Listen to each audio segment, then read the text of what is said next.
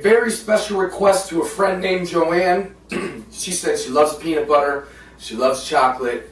I'm going to put both together and make chocolate peanut butter marshmallow brownie bites.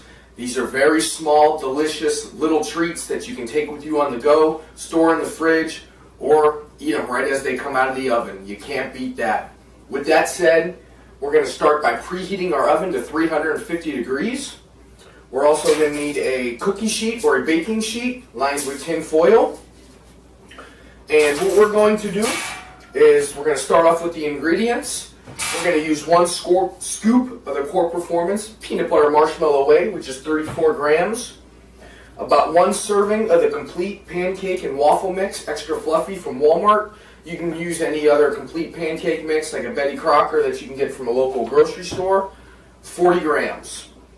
We're going to use 40 grams of oatmeal, and again, I buy all my oatmeal from myoatmeal.com. You can save 15% off by using coupon code Bkupniewski when you check out from myoatmeal.com. This is the double fudge brownie oatmeal. So what I did was I took a half a cup of oatmeal, I put it in my magic bullet or a blender, and grinded it to a powder. 6 grams of Splenda, about 1/8 of a cup, to help with the flavoring and the final product. A touch of baking powder, about 2 to 3 grams, to help our little brownie bites rise. 10 grams of cocoa, which will give the chocolate flavoring. And the last thing that we're going to add into there are peanut butter chocolate chips.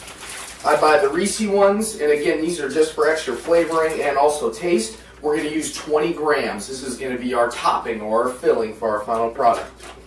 All of our dry ingredients are in the bowl, except for the oatmeal, which I'm going to add right now.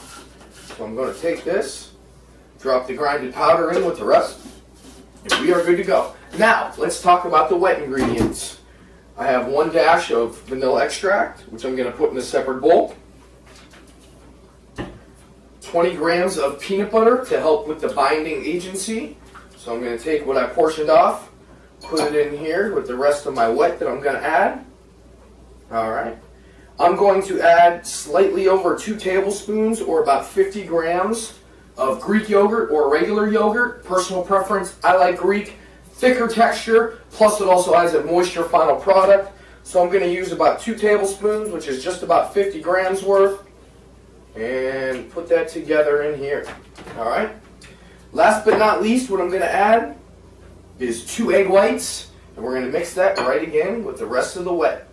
So what I'm going to do is take a little hand blender, mix it up, and then I'm going to transfer that to my dry ingredients, and we're going to mix everything together. So I'm going to cut the camera, mix up our wet, and combine it with our dry, make our batter, and then we will get to it. Our batter is made, and as you can see, it is on the very thick side, sticking right to my spoon like so.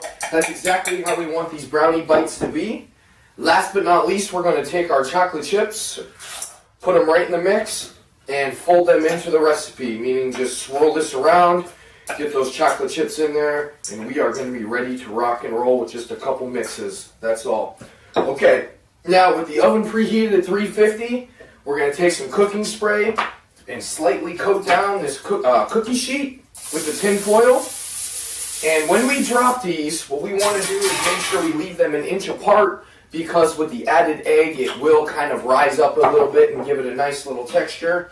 So we're going to take our spoon, portion off just a little bit, and drop these on the sheet. Now, however big you want to make these is totally up to you. It's a personal preference. I like to make them a little bit more bite size. You can make a little bit more, and it's a great recipe to take to occasions or get-togethers, and people don't even realize how healthy these are. I think if you make 12 of them, they come out to around 60 calories each. So I'm going to continue to layer my sheet here with the batter. We're going to toss it in the oven for only 6 to 8 minutes. Pull them out and we'll show you the final. After 8 minutes, I just pulled these fresh out of the oven. Guys, you can see exactly what our little brownie bits look like. A little golden brown on the bottom. You can see the chocolate chips coming through. And what we're simply going to do is allow these to cool for at least 10 minutes. They will be very hot, so just let them cool, let them sit. Like I said, each one, if you make 12 of them, comes out to around 60 or so calories. I have the macronutrient breakdown, ingredient breakdown, and directions in the comment box below.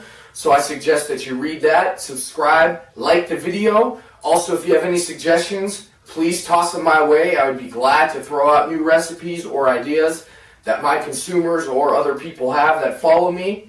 But like I said, if you need any of your core performance whey, any of your Cellucor products, whether it's 3rd generation or 4th generation, Cellucor.com, Bkupniewski, it saves you 25% on all of your orders. You call in your order and you can get 30% off Generation 3 items such as the Super HD powder or M5 Reloaded before it's gone. MyOatmeal.com, can't say enough about Anthony. Bkup15 when you check out from MyOatmeal.com. Enjoy the recipe, enjoy the brownie bites. Joanne.